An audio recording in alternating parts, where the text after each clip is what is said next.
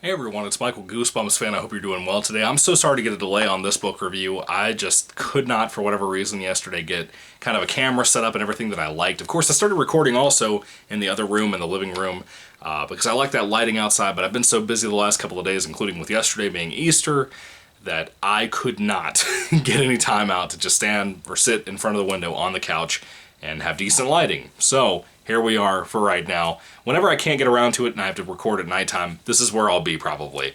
I prefer to record in front of that couch just because it feels a little bit better. It seems like we have a little bit more room. You guys have some background stuff to look at that's not just a wall and a couple of closet doors made out of metal, a couple of pictures. Anyway, today's book review is for Goosebumps Horrorland number 10. Help, We Have Strange Powers. I was not excited to read this book. I gotta be honest with you, there's a lot to say about this book.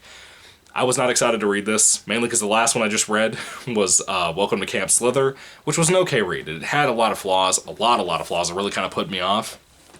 I'm going to tell you, I wanted to catch up in this year, in 2021. I wanted to, at some point, hopefully, finish reading all the Horrorland books and do a big ranking video for those. Just because Horrorland is like my weakest when it comes to the series of all the franchise of Goosebumps, all the different eras, like the Give Yourself Goosebumps and the Classic series and the Series 2000. This is kind of my weakest one, that I just don't love the Horrorland books compared to most. I even like the TV book adaptations of the episodes, more so than I like these. And I don't mean to be like a slap in the face. There are some good books within the Horrorland series. It's not a complete loss. Some of the earlier books are really good, but a lot of the time these books lose me. And this one in particular was really solid. I really enjoyed this. I think it had a lot of good plus things about it. And I'm going to get into some more things as the review goes on. Of course, this is spoiler-free in case you haven't seen it before. If you don't know what a Horrorland book is and you're familiar with the original Goosebumps books, of course, you probably remember that back in the day, the old Horrorland, or the old Goosebumps books in general were like 120 pages long, and then you had like a little sample of the next book that was coming out behind that book. And maybe a couple of chapters, 3 chapters at most.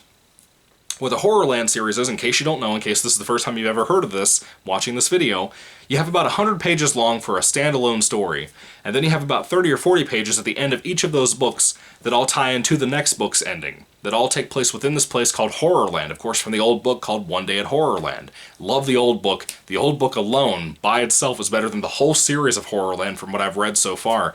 I will tell you, though, from a lot of disappointing 40-page segments at the end of many of the previous books for the last 3 or 4 books I've read and reviewed from the Horrorland series. I've been trying to read them in order. I've read some not in order, but I'm reading them currently in order from now on. I will tell you this.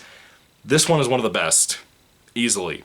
From the regular standout story, the standalone story, I mean, that was really solid. Had a little bit of pacing issues once again, kind of like that's becoming more and more apparent with the Horrorland series. A lot of them are like that. It's not a bad story, though. I really enjoyed the superpower angle to this. But that segment, that Horrorland segment that ties into the next book called Escape from Horrorland, which I've already done a review for here on the channel. I read that way back in the day, like 2 years ago. It's one of the first like 5 or 6 reviews I did here on the channel. It was just a picture on the screen of me working on a Blue Yeti microphone, in case you want to go listen to that. Again, book number 11 has already been reviewed. So, this was solid. I really dug this. I think that the build-up into the next book, Escape from Horrorland, which that whole book is not like your typical Horrorland book with the little segments. It's like that whole book, 130 or 40 pages of just one story. That's it. No standalone story and then some chapters. It's not like that. Help, We Have Strange Powers, after a little bit of rambling. This is really solid. Again, it's kind of like a superpower type thing. Basically, there's a brother and sister, Jillian and Jackson, who are twins, and they also can't stand these other 2 twins from their school that are really gross, especially the one kid, Artie, the brother out of the 2 twins. He always has a snotty nose. He always, like, sneezes everywhere and that kind of thing. He's really gross. The 2 main kids almost get in a fight with these 2 when they're at one of their favorite superhero movies premieres, like it's the sequel to the first movie. And they basically get kicked out of the theater within the mall. And they kind of goof around and walk around and stuff, and they go out to the parking lot. They have like 2 hours until their parents come to pick them up. And they see one of those old, like, is it called a Zoltar machine? I can't remember what it was. I meant to look it up. I did not look it up. It's whatever this thing is, where you have like a wooden dummy, even though this picture does no justice to the image of Madame Doom, which is the name of the thing in the book. Madame Doom is like a wooden puppet thing that, of course, you go up to these machines. We used to have these at some of the places I used to hang out as a kid, in these like arcade places. They terrify me. I'm terrified of animatronics and robots and all that stuff. that thing, Zoltar or whatever it is, scared the crap out of me when I was a kid. And so reading this, I did not know what to expect. There's not a whole lot of exposure to that, but the moments there are, it freaks me out, because the way this thing moves, the way it's described, Stein really hits that out of the park for a little bit of an eerie undercurrent to the story, in my opinion. And of course, what these things are, they're fortune tellers. Of course, that's wrong, but that's what they're supposed to be. You go up to them, and they have like a little slot right here, like in front of them. A little card shoots up, the little wooden puppet thing behind there. Madame Doom, in this case, is what this one's called, will pick it up and kind of lay it out at you. Now this one, for whatever reason, its hand gets kind of jammed, so it kind of keeps its hand up there and doesn't slide the card out to you like it's supposed to in the little window that you can reach in to grab your card to see what your fortune is. And Jillian and Jackson try to kind of reach in, and Jackson can't really grab it, like he's trying to get the card out of there. Jillian pushes him in a little bit more, and they both get somehow electrically shocked. Like they get electrocuted. Anyway, they get shocked, and somehow at that point on, like by the time they wake up the next morning, Jillian is able to read people's minds, even though the book says both of them are able to read their minds, or read people's minds. That's not the case. Spongy pointed that out to me in the comments of a previous video recently. Sometimes there are typos on the back of the books, like the blurbs and the summaries, that kind of are wrong. Straight up are wrong and are based on previous drafts that were not corrected for whatever reason, because I guess they're kind of in like a bum rush or something, I don't know, to get the books out. Anyway, only Jillian has the mind powers where she can read people's minds. Jackson can move things with his mind, pick things up, pick forks up and throw them across the room and that kind of thing. And at breakfast the next morning, they're having all these weird moments, like Jillian will read her mom's mind and like answer questions that her mom did not ask her directly. They were questions she asked her in her own brain. Jackson might drop his fork on the ground because he's clumsy and sleepy, and all of a sudden it's back up on the table and nobody knows how. It's very interesting how the parents kind of react to certain things in here. So the kids start to have an issue even more with those two twins they can't stand. It's kind of like they're rival twins, since Jillian and Jackson are twins as well. So they kind of try to figure out ways they can get to those two kids, especially because those two kids have a birthday party coming up, and they're invited, and the kids are obnoxious and weird and always wrecking things. They're so clumsy, especially the sister out of those two twins. She's always spilling things on people's clothes. That's what pisses our main two characters off, Jillian and Jackson. They just want to get revenge on these two kids that they really don't know anything about. They don't really know these kids or anything about them. They don't really have a reason to hate them aside from the kids being obnoxious, which we're all guilty of that. Every single one of us watching this video and talking in this video are guilty of doing that. You have people who just get on your nerves and you want to punch them. You just can't help it. There are people out there that are like that to you. It's not right that you feel that way, but it's human nature. You got to be careful about stuff like that. Anyway, so they're kind of learning a little bit of a lesson here. There's themes about that kind of thing in here.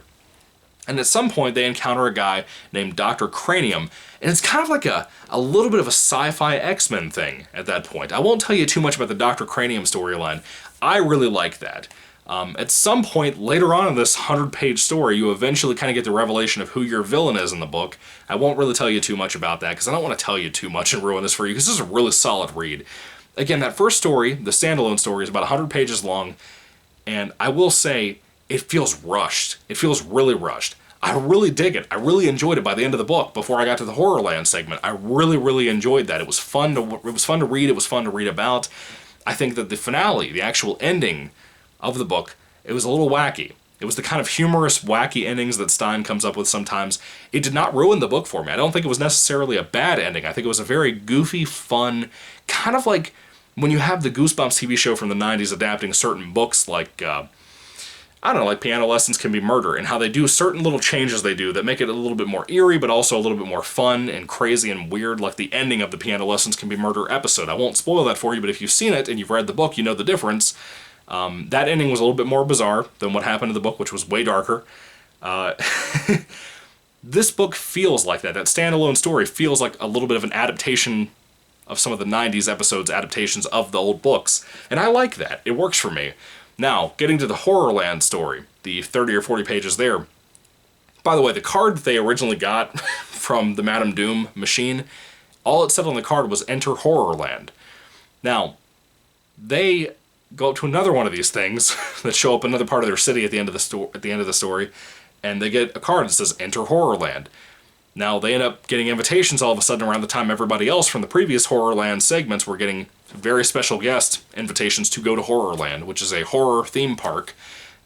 They go to this place as well, just like everybody else was, and they encounter another Madame Doom fortune teller, whatever it's called, machine. They get another card from this thing. It says, Escape Horrorland this time. So that's kind of their whole objective this time, just like every other very special guest we've read about, including Carly Beth and Sabrina from the Haunted Masks series, to Billy and Sheena Deep. It's wild. So again, I won't tell you too much about the Horrorland segment here. I will say it's one of the best, like I said previously, of the last 3 or 4 books I've read from the franchise. Really good Horrorland segment. I really enjoyed that. Some really crazy, insane, bonker stuff. And again, already reading the next book, Escape from Horrorland, knowing what was going to happen there, and the stuff that this is leading into, surprised me. There are characters in that next book that I could not tell, since I hadn't read the previous stuff beforehand, of how certain characters from back in the old classic book series showed up there. Certain ones. And whether it be Carly Beth, Billy and Sheena Deep, whoever. I will say this. There are 2 kids that keep spying on Jillian and Jackson as they maneuver around Horrorland and eventually get caught up with the other characters from the previous short segments from the previous books, like Michael and Matt and Sabrina and Carly Beth and everybody else. The thing that I found fascinating was that they still maintain their powers within the Horrorland segment. Jillian and Jackson do.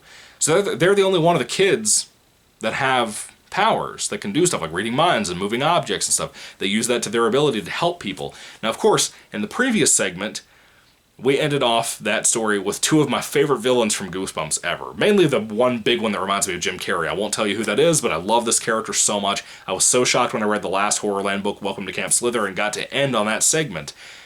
Because of how great I love that villain, even though that segment was kind of whatever, that villain highlights it for me. That villain is also here, so is his buddy, and they were fun to read about here. The solution to that situation was really fun and enjoyable. This whole Horrorland section was extremely fun. I loved it so much. I feel like there was something else I wanted to mention about it that I cannot entirely... Oh yeah, throughout this whole Horrorland section here, Jillian and Jackson keep having 2 kids, a boy and a girl, that keep spying on them, kind of peeking around trees and stuff at them, and they don't know who they are. The reveal of who that was, even though I've already read the next book, and I guess I already knew that they were supposed to be there, but I guess I forgot because it's been like 2 years. Reading it this time and finding out those 2 kids and their identity and who they were about blew my mind. Now, it won't matter to you if you haven't read some of the other books involving Horrorland from previous days, whether it be in the classic series or Series 2000, but the 2 kids reveal shocked me. My jaw kind of hit the ground. It wasn't like a big reveal. It wasn't like a Darth Vader, I'm your father reveal. But it was something interesting enough that I was like, wow. And the stuff they're saying, too, when you figure out who these people are, shocked me. So I'm really enjoying that. I'm really loving the direction we're going with this. Of course, I read the Escape from Horrorland book, and that's, again, this is book number 10. This is book number 10. The next one is book number 11. I just went ahead and skipped over that. What I decided to do, which I wanted to thank some people that subscribe to this channel, like Spongy and Lou.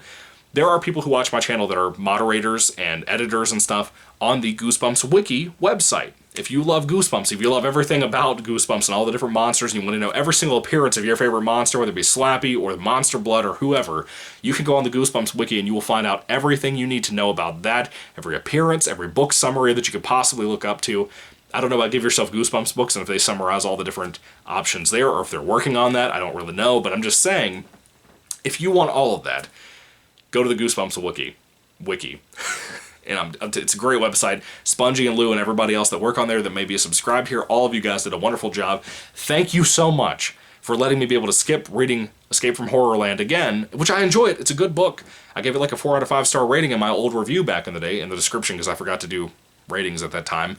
But still, it's like a 4 out of 5 star rating for me at that time. Really good book. I got to finally just read the summary of that and kind of get my memory kind of jogged about what happened, because I didn't want to go back and reread that. I wanted to work to the next book, which is originally the ending of the series, called The Streets of Panic Park. And I'm about 50 pages now into this, and this is phenomenal. This is way better than this book. As much as I enjoyed this, this is even better. As much as I enjoyed Escape from Horrorland, this is way better. Streets of Panic Park, I cannot wait to talk about here on the channel. I'm hoping I can get a review up tomorrow, maybe, because I have Monday off as well, or today, which is Monday, off as well. So I hope I can get a review out for that too, because I really, really, really want to talk about Streets of Panic Park. Now, after that particular book, apparently a lot of the Monster or Horrorland books are kind of just standalone stories. And then they kind of tie into each other a little bit and tie into these first 12 books too. Just vaguely. I've read Weirdo Halloween, which was not very good. A lot of people love it. I did not. I also read Slappy New Year, which I loved. I thought it was very good. So I have quite a few books I've already picked up on. I have maybe like 6 books left to read of Goosebumps Horrorland. I won't burn through these immediately. I'm going to read some other stuff too. But I am hoping I can get through this in 2021 and get this out of the way, do a ranking video, and so on and so on. But I will tell you, Streets of Panic Park is going to be a very fun review to do. It's going to be very hard not to spoil things from Escape from Horrorland. But for now, just getting back to my main review that we were talking about, Help, We Have Strange Powers, really fun book. I really enjoyed this. I had a good time. Again, everything from the standalone story to the Horrorland segment were great. It was a fun, constantly moving story. A little rushed, which is common with the Horrorland books after like the second or third. And it ain't great. It's not perfect.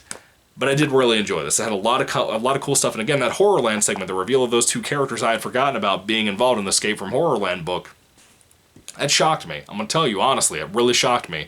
Escape from Horrorland, good book too. When it comes to Help, We Have Strange Powers, if I had to rate this book on a 5-star basis, hands down, it would easily be a 4 out of 5-star rating for me. I really enjoyed this so much. And the fact that this book, Escape from Horrorland, was also a 4 out of 5-star rating for me, like I said, and then Streets of Panic Park is so good the way it is before the contract got extended, and then that was no longer the end of the series. This is a good 3-book set to really kind of wrap up this big storyline they originally had, and I'm digging it. I'm really digging it.